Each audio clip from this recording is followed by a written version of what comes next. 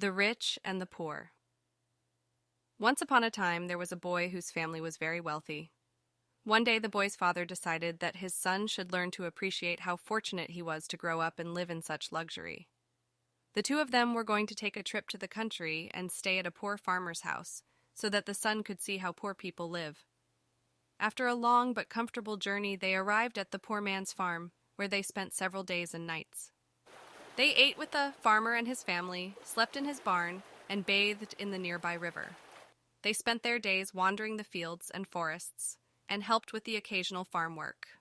They visited the neighboring farms and spoke to other farmers and their families.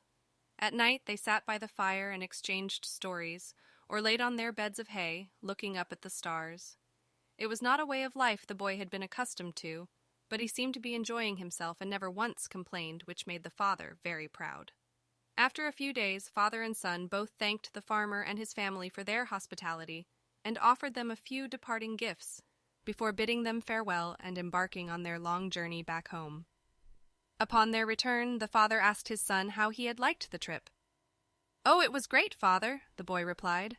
"I am glad you enjoyed yourself. And what did you learn? Do you understand the difference between how rich people and poor people live?" "Yes, I do," continued the boy.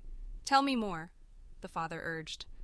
"Well," began the boy, "we only have one dog. The farmer and his family have 4. We have a swimming pool, but the farmer has a river that goes on for miles. We only have a small garden, while they have endless fields and forests. We have a balcony with nice lanterns on it, but they have a fireplace and the whole horizon as well as the stars above their heads at night. We buy our food, but they can grow their own. We have a fence around our house and garden to keep us safe. The farmer's property is too big to ever build a fence around it, and even if he wanted to, he doesn't need one. His friends and neighbors protect him." The father was stunned. That was not the answers he had been expecting, and for a moment he found himself lost for words. "Thank you, father," the boy finally added. "I never realized how rich some people are.